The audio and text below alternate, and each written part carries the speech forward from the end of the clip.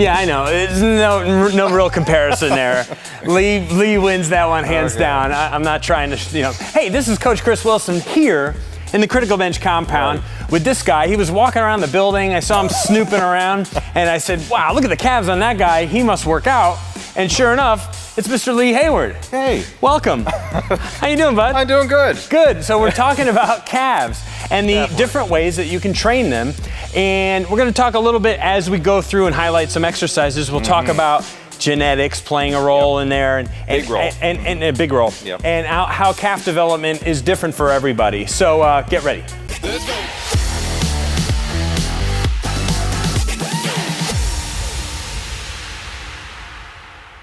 All right, so when it comes to calves, one thing that we cannot deny, genetics plays a big role. Yeah. Right? Huge. It's a huge role. Like with calves, your genetics, you either got them or you don't, right? You see that a lot. And in my case, I was fortunate because my mom has big calves. She hates them. Like a lot of women hate big calves, right? Yes. Right? They don't. There's very few things on a woman's body that they want to be big. Yes. I mean, let's face it. Right? Well, bigger boobs, bigger butt in some cases, but no woman wants bigger calves, or very few anyway. No, they want like shapely is what they want, but not large. Right. Us guys who work out, we're like, we want calves, we want biceps, That's right. Forearms. Right. So anyway, genetics does play a big role. It is huge. But regardless of your genetics, there's always room for improvement. And that's what we're going to focus on in this video, is how can you make the most of your God-given genetics and maximize the growth in your calves. And there's some unique strategies when it comes to calves. Like it's a different muscle group. Like it's one of those muscles you really have to focus on quality over quantity.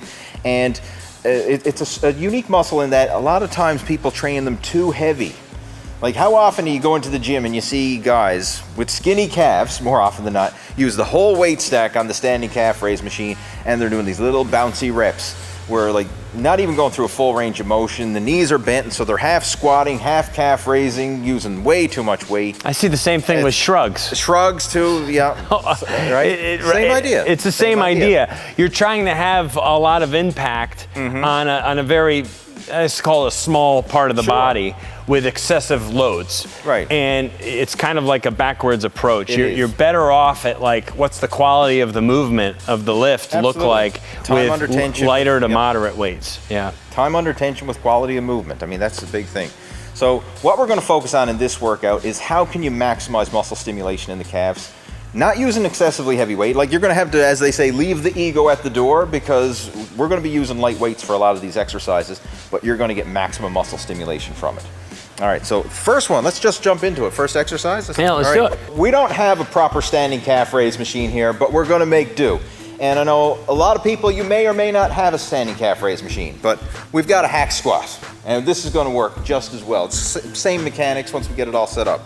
So I'll just jump in and do a set here. Yeah, please do. All right, so with this, we want to basically get a stretch in the calves. So I mean, like this is the main thing we want to get. Toes on the foot plate so that you can go through that full range of motion. Now what I'm going to do is put my shoulders up against the pad here. And this is a standing calf raise using a hack squat. I mean, the only real difference here, Lee, is that your body is just at more of a 45-degree angle than being upright. So other than that, Lee's still getting a really nice stretch and be able to go up on his toes or on the balls of his feet, right? And that's the whole point here is maximum range of motion under tension. And he's just going nice and easy. Another little tip, once your feet start to slip, reset your feet. Reset your feet. Yeah, I do that usually halfway through every set. Now, what's your range, your rep range typical of a standing calf raise like this?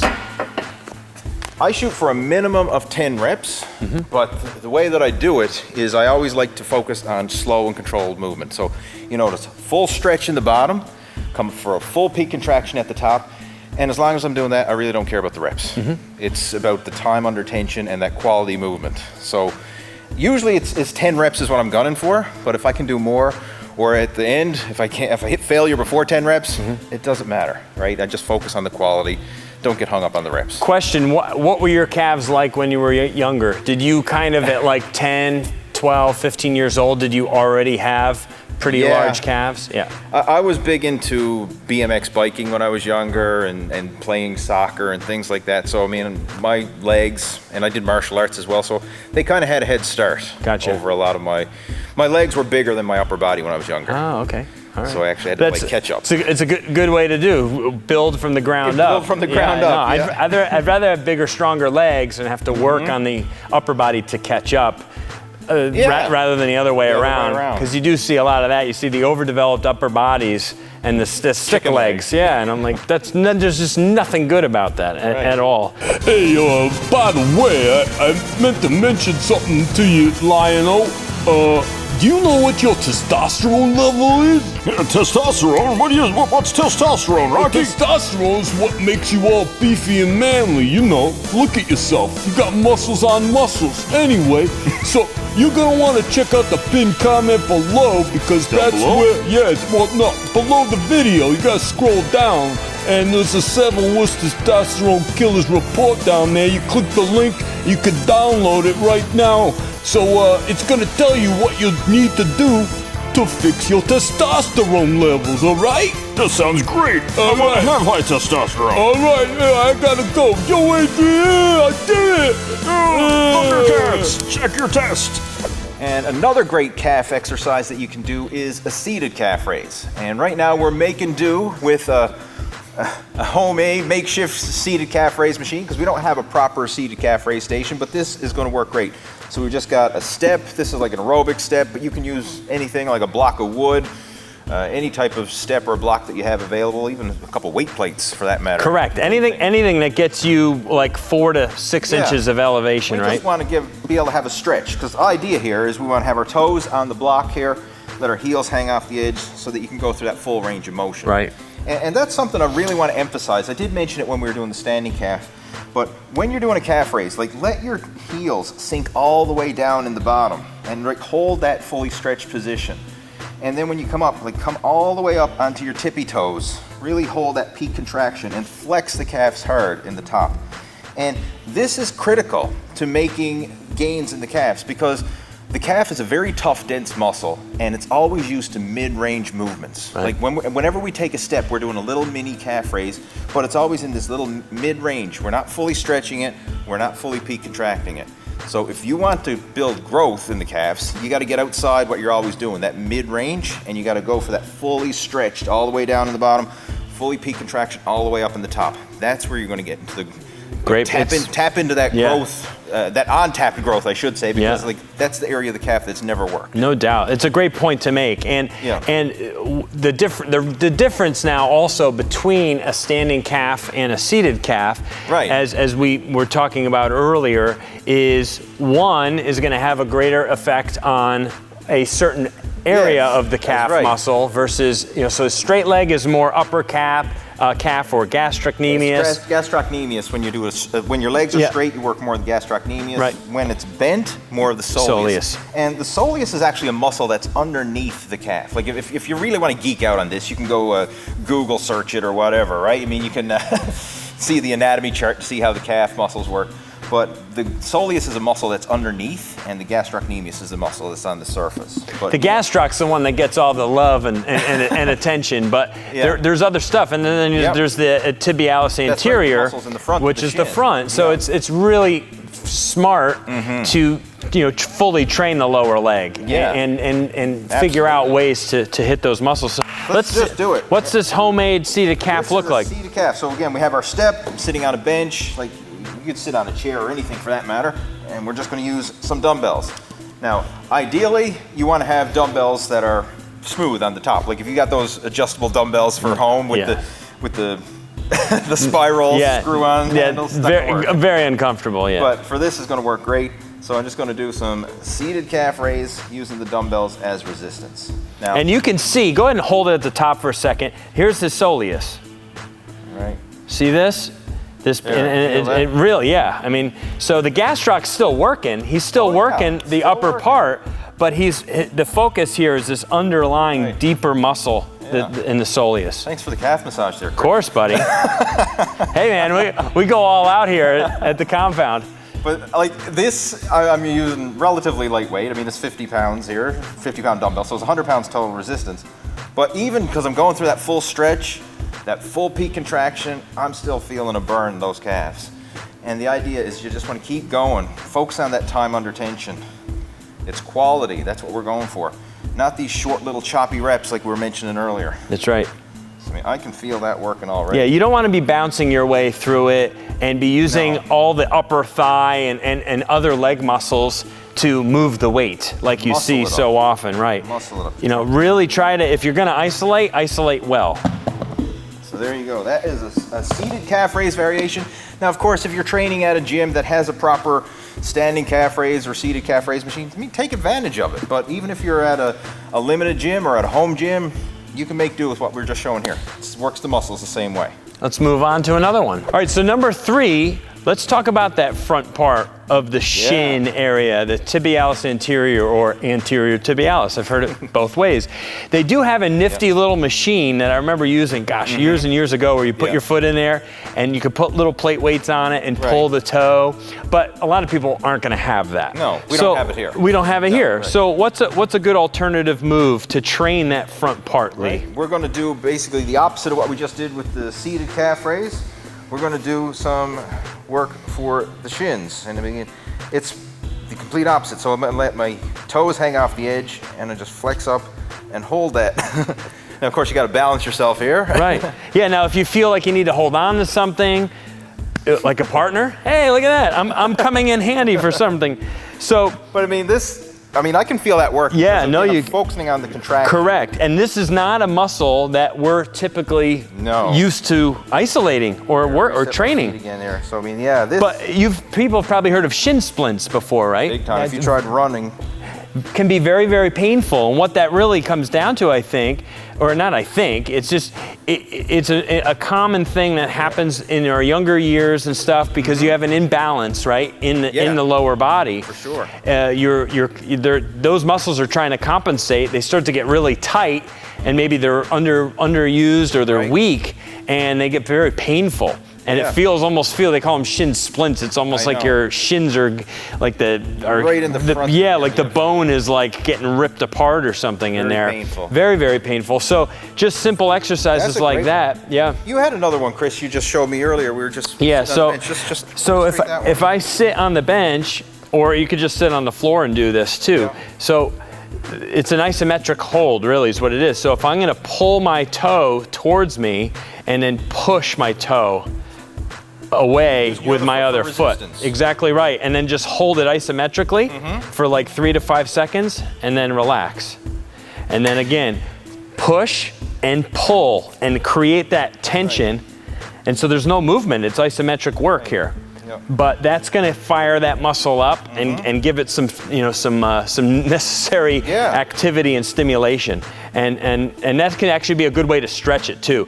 You can actually pull and kind of push it out and pull and push it out, and that can be a good way to start to stretch that front part of the body, or of the lower body there. Something we should point out there, like this is an area that a lot of people don't work. So I mean, when you're starting off, just do a few sets of this max, because you don't want to get over sore and overstrain yourself, because most people have never done this before. That's correct. This is like doing finger exercises or something. You know, if I was going to equate it to something, it's like tread lightly with this. Give it a few minutes of your time, and that'll go a long way. Slowly over Build time. it up time, over time, So that's a killer one. I've never actually done that variation, so I'm going to give that a go myself. So now we got 2 more kind of off the radar exercises. All right, we're going to start with something that you've probably seen Mr. Rocky Balboa do every once in a while. So let's get going to that. So skipping rope has been actually one of my favorite things to do for conditioning purposes, really, for just extra fat burning, extra activity, and then a nice side effect of a lot of calf work. Right. And talk about, I mean, if you do 500 to 1,000 reps, and that's usually where I go. I'm kind of full. I'll do sets of 100 or 200. Sometimes if I'm feeling, pretty energized, I'll just go for like 5 to 10 minutes continuous. So it's a great activity, and obviously, you know, boxers use it as a way to help increase stamina and to keep that lower body like really just, they're grounded, they're strong, right? I mean, if your legs go out from under you as a boxer, you're done, you're going down on the mat. So I just love it for all the other health benefits, but that side effect is builds up the calves. It builds up the calves. I mean, you're bouncing on your toes. Yep. So, but I will say, a lot of people I notice, they over jump, or they get frustrated with skipping rope. It's something they did as a kid, but then they really didn't do it. But I did a lot of it in college and forced myself to do it until I got smooth at it and got good at it. So it does take time to get smooth and to be able to jump soft. Right. You have to be able to jump soft. Yeah. But it's a great under the radar kind of like calf developer. So I love that great finisher. Like you do that at the end of a workout. It's a great way to finish off your calves. Agreed. Now, I'm not as graceful as you with jumping rope. I'm one of those guys, I'm like clunk, like heavy on my feet when it comes to jumping rope, because I don't have the years of practice. Right. So a variation that you can do instead of jumping rope, if you have access to a rebounder, you might have one at your gym. I mean, I picked one up myself. I got one for home, and I just used the rebounder. This is a phenomenal exercise for the calves for the exact same reasons. You're just getting that high reps. The time under tension is just continuous muscle pumping. And I kind of like stumbled on this by accident because I was looking for ways to just add in extra exercise to my routine. And there's a lot of benefits to rebounding and jumping just for the whole body. I mean, it just helps to wake up all the internal organs, the cells. I mean, that movement, that rebounding, that jumping movement is so powerful. But then a side effect, I'm like, man, my calves are burning, right? Yes. That's where I would feel it. So I'm thinking this is a great way, especially for people who have stubborn calves. Yes. You're already doing calf raises, the standing calf raise, the seated calf raise. You're doing all that stuff. These little extras, that can be the edge to kind of push that growth and spur on some new muscle growth in that calf area for you. So there we go. Anything else you want to add to it? I think it's pretty good. I think it's great. Yeah? I mean, I was just like really like in line with your what you were saying, and was just really mesmerized there for a moment. So no, I hope that there's something in this video that you're able to implement into your training to just get those calves to get to the next level. Maybe you're frustrated. Maybe you weren't dealt that nice hand like Lee, with great genetics, but combined with years of activity and proper training. So there is that added caveat to why his calves are mine are like average, but I've trained them over the years, but they're average at best. You have exceptionally large calves, but so it's just, they come in all shapes and sizes. The key is just consistency, get the range of motion, and don't overwhelm them with an abundance of weight like we see, because that's just not what they need. Something we should talk about. There's another point you just mentioned. Like the calves is a very small muscle group, and it can be trained frequently, and you'll actually get better results if you train them with less volume but more frequency. Because it's not like you're going to go in and do a calf day. Like like bodybuilders, well, today is chest day or back day. Like nobody has a calf day. It's always like an add-on to another day. That's right. So I recommend if your calves are stubborn, every other day or 3 days a week. Right, you can handle that frequency, and that's what's really going to help to spur on the growth. Yeah, that's a great point. Thank you so much for checking out this video. Hey, don't forget, check out that pinned comment below. The 7 worst testosterone killers are down there for you. You're going to want to click that link and pop your email in there, and you can download that free report right away, because when it comes to men and muscle development, if your testosterone is out of whack, then you're not going to get the results that you're looking for. So that report will absolutely help you. Give us some comments, some feedback below. Check out Total Fitness Bodybuilding, Lee's YouTube channel, which is phenomenal. And don't forget to subscribe here, and we look forward to seeing you in the next video.